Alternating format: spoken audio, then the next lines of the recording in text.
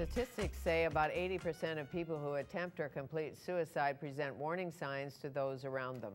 Crisis Center distress services in BC are delivered by highly trained volunteers who believe listening makes a difference.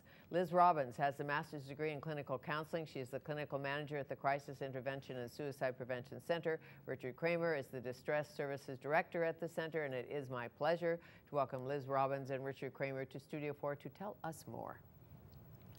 How did you get interested in crisis intervention? Why? For me, it was probably 20 years ago. I was interested in a volunteer opportunity because I was interested in psychology. So back then I volunteered for the Langley Crisis Line in the Fraser Valley and been involved with crisis intervention and suicide prevention pretty well since then. And you do have a master's in psychology to boot? Yes. Okay. And Liz? Very similar story, yes. So started as a volunteer? Started as a volunteer as I started graduate school, and just really saw the importance of crisis intervention work, that idea of kind of the moment of crisis as a chance for making some changes in people's lives. What are the key elements to crisis intervention work? A teenager calls you on the crisis line, calls a volunteer on the crisis line, and says, I'm going to end my life. I can't cope. Empathy is really important in order to understand and draw a connection, like build rapport, build understanding with the individual. It allows you, and empathy is very helpful in order to reduce the emotional intensity that someone may be going through. If someone's very emotional, it can be very difficult for them to think clearly. So if you're able to help them reduce emotional intensity, they can start better able to start thinking more clearly. And then the other part of that is suicide risk assessment. You're mentioning you're really feeling quite hopeless, and you've mentioned that you want things to end. I'm wondering if you're suicidal. And then assessing out how, through looking at different factors, how suicidal they may be. Sure, because my question was a little bit Hollywood, I'm sure. Like, hello, I'm thinking of committing suicide. That isn't exactly how it presents. Typically not, not, although there might be some clear signs that, warning signs. Warning signs, and that, that idea of giving people space to talk about things that they may not feel comfortable talking to somebody others. Close to them. Exactly. So I'm assuming a crisis line always anonymous? Always or not? Anonymous, not anymore. With the sense of caller ID information and telephone technologies, of course. You're not really anonymous anymore. In fact, the majority of our callers are contacting us assuming that we have caller ID technology. It's private, it's confidential. We have legislation that regulates what type of information that we can keep, as well as how we can use that information. So what are the warning signs of suicide? Are they clear, or? I mean, what we use a mnemonic is path-warm, and so we look at that idea that people might have some ideation around. The I stands for ideation, so they may be either saying very specifically, I'm thinking about suicide, but they also may talk about just substance abuse, feeling purposeless in their lives. Anger is part of that. Trapped, hopelessness. Financially bankrupt. Yes, certainly. Just a very practical thing. That's exactly. So some of those themes are those warning signs that may involve some specific things around. If a parent has a teenager at home who is depressed, and the teenager is dealing with depression, what should a parent do?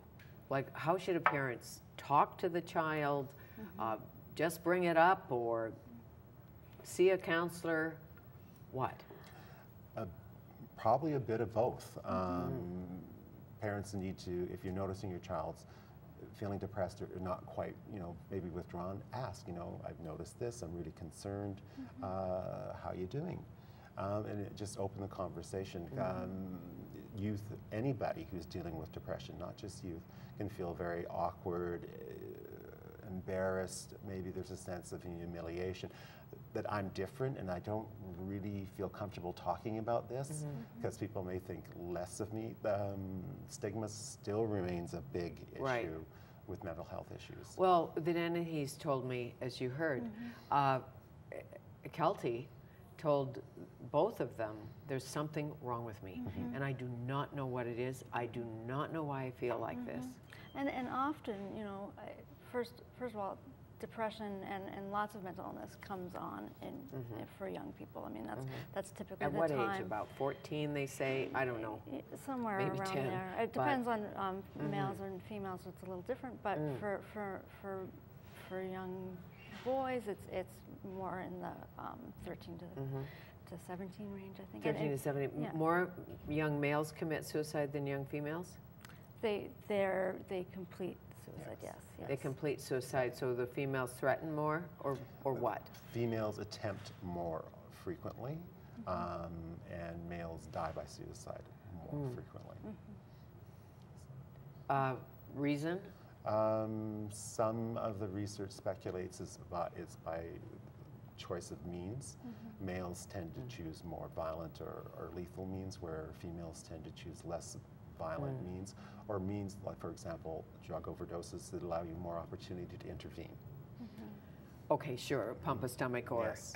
find somebody. And the question that's always asked, and I suppose nobody knows the answer to this, how do you know somebody is serious about committing suicide, or if somebody is just saying it? I think we, in terms of how we train our volunteers and how we see the work, we take everybody very seriously, and so we don't second guess when someone is. So respect, number one. Absolutely, and recognizing that, you know, somebody is definitely needing some help, regardless of whether they have an intent to. Okay, to follow and then through. where's the chain of command? How does that work? So you have somebody on the line, identified, you know their phone number, you're talking to them, and you feel as a counselor that they are very serious. So the prevention aspect. The prevention aspect is we call it safety planning as part of what we do, because someone may be imminent risk of suicide doesn't necessarily mean they need to go to the hospital. So if they're able and willing to plan with us and how they can be safe for the next time frame, we'll do that. That could entail, okay, can you have a friend or a family member come over? Can we give you a follow-up call? How can you engage in behaviors that will help you relax? Let's plan with you. Like you've mentioned, this is a trigger for your feeling suicidal. How can we plan the next steps? That said, if the person's at imminent risk and unable to ensure their safety, or upon occasion in the process of dying, then we would engage in intervention services in order to get them. Which means call the police, what? Typically call the police. Typically call the police. And perhaps ambulance will be part of it. Okay, as well. and are there specific police units who deal with suicide? Certainly we have a gang task force and all of that, but do you see what I mean? Do you just call the VPD or the Delta Police to make the connection, or do you have liaison officers who deal directly with you?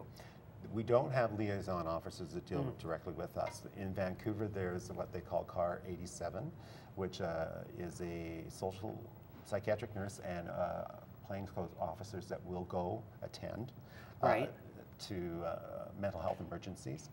That can include suicide. And in Surrey, it's called CAR 67, a similar service that will again attend to people that are mental health emergencies and may be suicidal. That's for people that may not necessarily be in the process of dying or imminent risk. If that's the situation, it is often the police and paramedics that will tend to ensure to get that person to safety.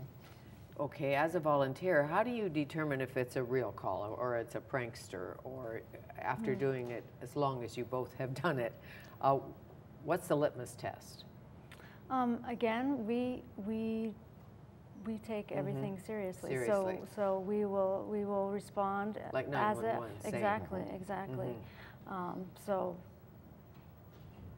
prank or not, we're going to get you will someone go involved. through the procedures. Do volunteers have a checklist? How do you train a volunteer in crisis prevention before they get on the phones? We spend at least 6 hours of training on how to exploring why might someone, like attitudes, why might someone want to kill themselves?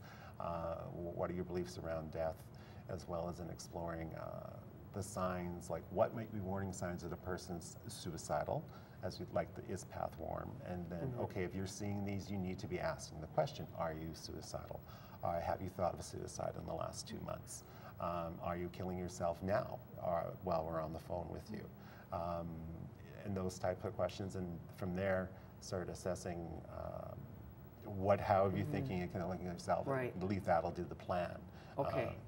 So you do not tiptoe around the caller. Not at It all. sounds to me like you don't tiptoe around the caller. You ask the direct questions. Exactly. And- Exactly. And part of it again is to have the context for asking the question and to be Sure. empathizing with what's bringing the number to call to hook somebody up with crisis intervention, suicide prevention, crisis center. 604-872-3311. That's Okay. the local number. We also have a toll-free number, 1-866-661-3311. Okay, is it an acronym or anything like 1-800-SUICIDE, something like Absolutely. that? So Yes, if that's you another just one. think, that's another one. So, and you cover all of British Columbia? Yes, we are part of a network of 4 other crisis lines that provide that deliver service over the 1-800 network. Okay, and much more crisis than suicide. Yes. Like anybody who is Yes. in any kind of crisis, Right. abused. The suicide line is promoted as more so for a line that is for someone that may be suicidal or be concerned about someone who's suicidal or have lost someone to suicide. Okay, so more focused. I thank you.